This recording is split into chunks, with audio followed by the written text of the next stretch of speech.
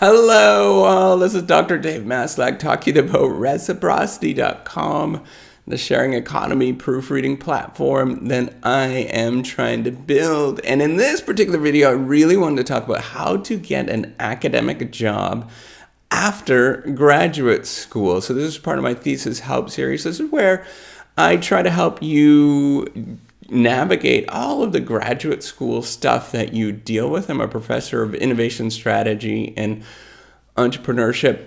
And I'm just trying to give back as much as I possibly can to help those get through. So the students that are in a master's program and then they're going into a PhD and then thinking about a long-term academic career, I want to help you become a better researcher as much as you possibly can and think about the sort of mindset and all the things that you have to deal with to get through and get your thesis done, your dissertation done, and then finally get a job and to prosper in the academic world, to become very successful in the academic world. So in this particular video, I really wanted to talk about how to get an academic job after graduate school. So what I'm going to do is talk about, how to actually think about getting this graduate school or how to get a research career. How do you get your first job? How do you actually get through and think about getting your first job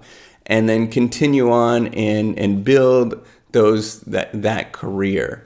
So this is all about, so the important thing to think about, we often think when most of us are going through graduate school, so the first thing we're going through, if we did a master's program, an MBA or a master's of finance or whatnot, we think, we're going to get a PhD so we can become a professor and sit there and relax and, enjoy the lifestyle, right? But that's not the case. Actually, it requires a tremendous amount of building along the way. And we often think, so we go through graduate school and we think that we are going to just apply to a couple of jobs and we're going to get that dream job, the job, that academic job that everybody really wants, and it's going to come to us, right? It's going to be really easy to get. We're going to get a job at Princeton. We are going to get a job at Harvard, first one that we apply to, and everything's going to be, ding, ding, right? It's going to be perfect. And that's not the case. That does not happen. The ta-da moment where we apply and then everything falls together doesn't happen. That's not the usual process for most people. There is a really, really small oddball set of people where that does happen to. It's an extremely small set of oddball people that happens to. They're very, very fortunate. And what happens often is that they get these positions and it's really hard to keep those positions because they're so extremely demanding at the beginning of your career that a lot of people don't sustain them and then they have to switch to something else. Now, often it's a lateral move to another really good institution, but sometimes it's a move down to another institution. If you didn't know that there's a pecking order in sort of research institutions, right? So, going from the very obscure schools that nobody's ever heard about to, the slightly better to the elite research schools that everybody has heard about, that has tons and tons of money. So all of those, there's definitely a pecking order, and we think that we can get at the top, right? That we're all going to be Einsteins and we're all going to get the first best job we possibly can. In fact, actually, if you look at Einstein's career, that didn't happen. Wasn't his first best position that he got. What you should be thinking about instead, because that's so rare and that doesn't happen, is thinking about the academic career as a very small world, and that you are. So if you ever heard of this sort of story, it is the sort of small world that we're all connected somehow and we know each other very closely somehow in academia. We know sort of by passing, right? We read their work or something like that. Or we know them intimately, where we know them on a day-to-day basis. Now, academia is very small like that you do know, even if you have sort of a broad field, right, that there's thousands of people in it, we're probably still going to know each other. It's kind of like a big high school. And then in your subfield, in your niche, in your niche that you're in, you're going to know every one of those people, right? So that's the important thing, is about building relationships with those people that you really enjoy being with, and you can build a smaller world and you can make it tighter, right? You want to make sure that the relationships are tighter as much as you possibly can, and build a reputation for doing novel and interesting things, as well as being a very decent person, right? So you're building a reputation is the important thing. So you want to think about your academic career, especially in the research trajectory, right?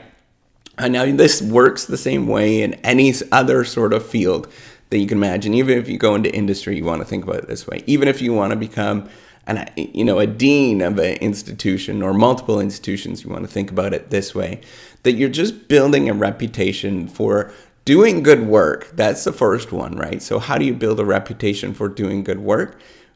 Focus on making your work better. Focus on doing more novel things. Focus on making your work, producing more things. Focus on, and then when you get to the stage where you can produce more things and it's really novel, you want to improve on it then even more, right? So the goal is to continuously improve on it as much as you possibly can, and eventually be at the state of the art, rather than, sort of trailing behind.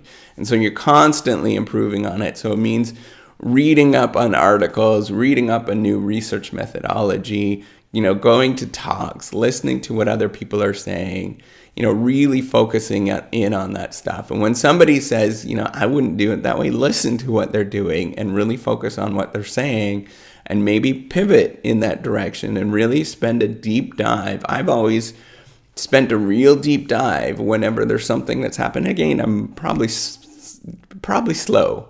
I probably could speed up, but I always take a deep dive and I spend a good couple of weeks trying to understand what they're saying, to interpret what they're doing, right? Interpret what they're saying. And that really helps me out, because it's another thing that I'm like, oh, really? I get that now. I know what they're saying. I can pivot in that direction and make sense of it. And that really does help, right? So A, you are improving your skills when you're doing that. And then B, you're showing that you're really receptive to other people. So the goal is to be attractive to other people, right? That is the goal, is to be very attractive to other people. So you have to not only show that you're, building your reputation and doing good work, but you have to also show that you're a decent person. You don't want to be a jerk. I mean, that's the last thing you want to do, is be a jerk. So you want to help out and change your mindset as much as you possibly can, and think about it as being of service and helping out people as much as you possibly can. Now, this works in every other career. Your goal is to make other people look better. And the more that you focus on making other people look better, the better off you're going to be. So you can but you have to pick which people you want to make look better, right? So that is the choice. So you want to focus on the group or those individuals that you really enjoy being around, that they have novel ideas, and try to make them look better as you possibly can, and focus on that as much as you can.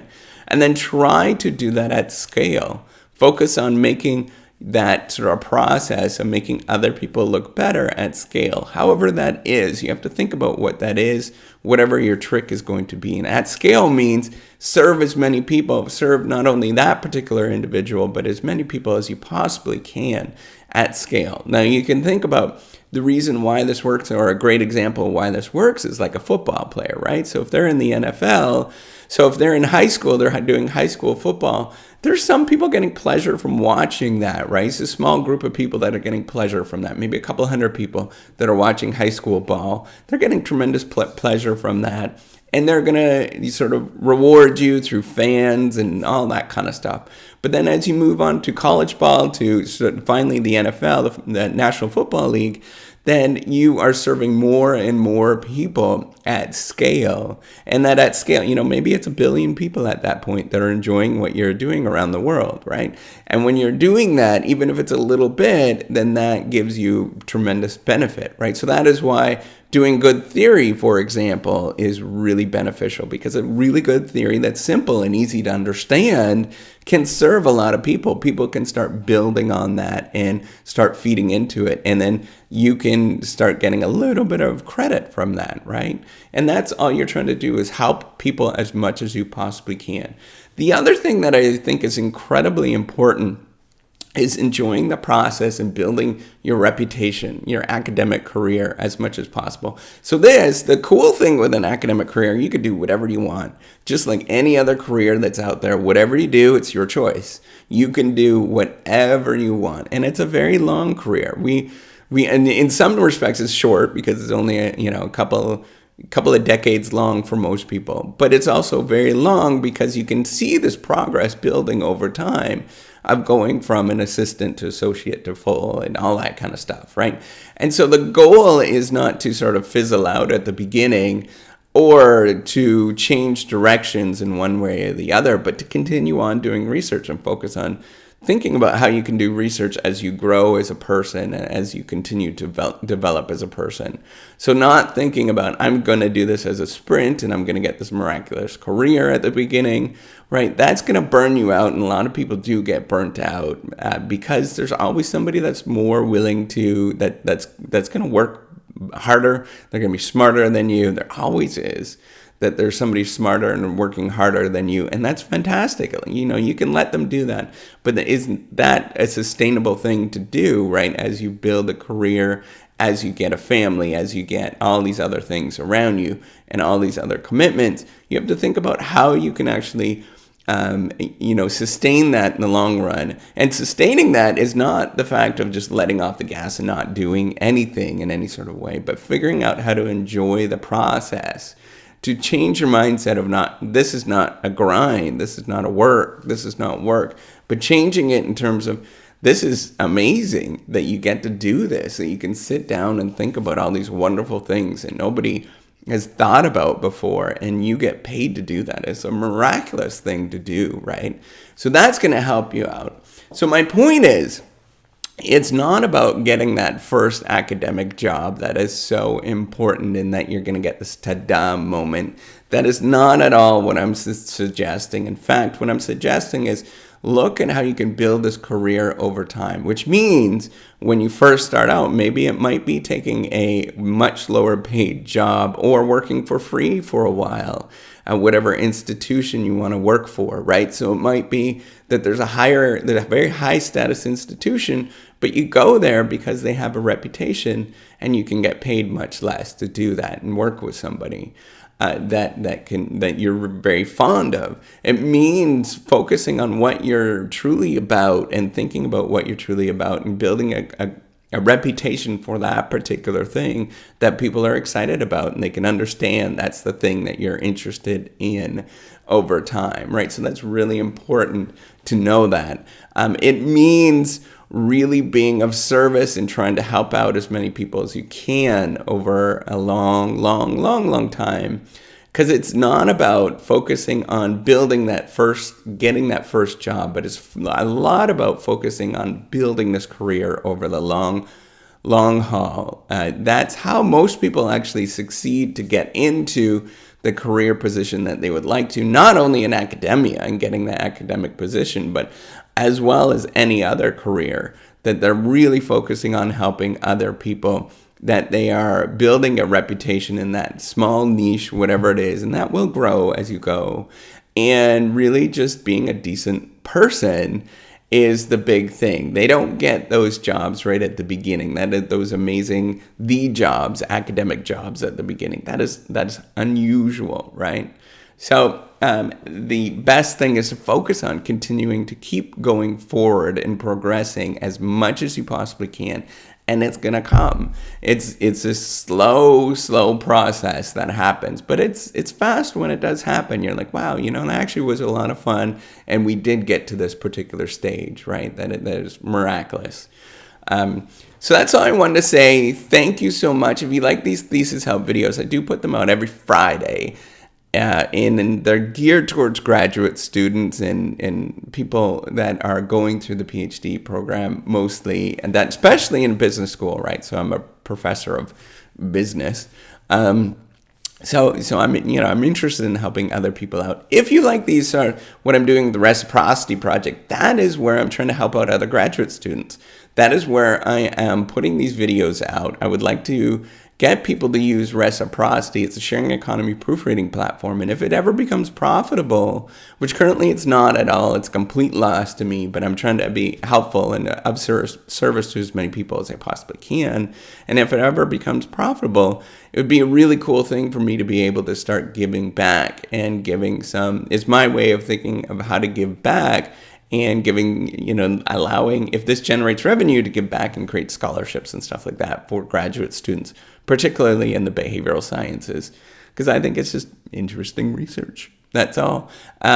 So that's all I wanted to say. Take care. Have a wonderful day. And I'm really looking forward to seeing you on the next video. Bye.